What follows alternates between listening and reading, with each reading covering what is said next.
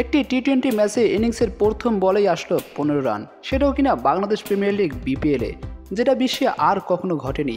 এমনই বিশ্ব রেকর্ড করলো Bangladesh premier league BPL. Khulna Tigers এবং চিটাগাং কিংসের মধ্যকার ম্যাচে হয়েছে এমনই রেকর্ড।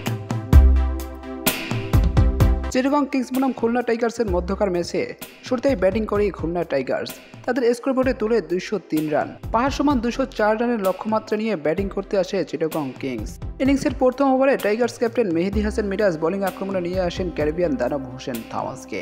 স্ট্রাইকে রয়েছেন চিটাগাং কিংসের ওপেনার মোহাম্মদ নাইম। হোসেন থমাসের প্রথম বলটি মোহাম্মদ নাইম আক্রমণাত্মক ভঙ্গিতে খেলে থাকেন, তবে মিড অভেল থাকা ফিল্ডার বলটি তালুবন্দী করেন, যার ফলে হোসেন থমাস আবেদন করলে আম্পায়ার আউটের সিদ্ধান্ত দেন।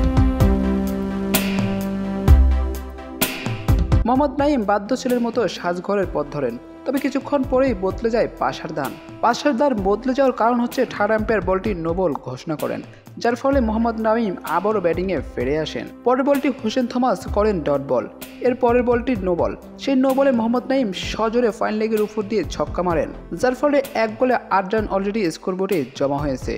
পরবর্তী ওয়াইড, তার পরবর্তী বল আবার ওয়াইড, ব্যাক টু ব্যাক দুইটি ওয়াইডে 1 বলে হয়ে যায় 10 রান। একে এমন করে 5টি ডেলিভারি করলেও হোসেন থমাস লিগ্যাল ডেলিভারি করেছে মাত্র 1টি, যে বলটি হয়েছিল ডট।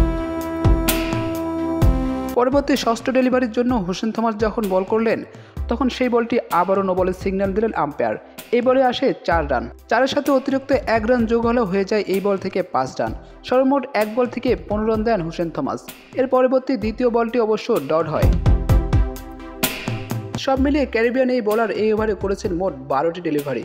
12টি ডেলিভারির থেকে 4টি বলে নো বল দেন এবং 2টি ওয়াইড। সেই সাথে অবশ্য পঞ্চম বলে উইকেট তুলে নেয় মোহাম্মদ নাইমের, যার ফলে 1টি উইকেট, এবং সেই ওভারে চিটাগাং কিংসের স্কোরবোর্ডে জমা হয় 18টি রান। তবে খুলনা টাইগার্স এমন এলোমেলো বোলিং দিয়ে শুরু করলেও পরবর্তীতে তাদের বোলাররা বিধ্বংসী হয়ে ধরা দেয়। খুলনা টাইগার্সের দেওয়া 204 রানের লক্ষ্যে ব্যাট করতে নেমে চিটাগাং কিংস 166 রানেই অল আউট হয়ে যায়, যার ফলে 37 রানের দারুণ একটি জয় পায় সুন্দরবনের দলটি। প্রিয় ভিউয়ার্স, বিপিএল এর সমস্ত আপডেট সবার আগে পেতে সাবস্ক্রাইব করে রাখুন স্বপ্নতুরী স্পোর্টস ইউটিউব চ্যানেলটি। ধন্যবাদ। তানভীর ইসলাম তাহির, স্বপ্নতুরী স্পোর্টস।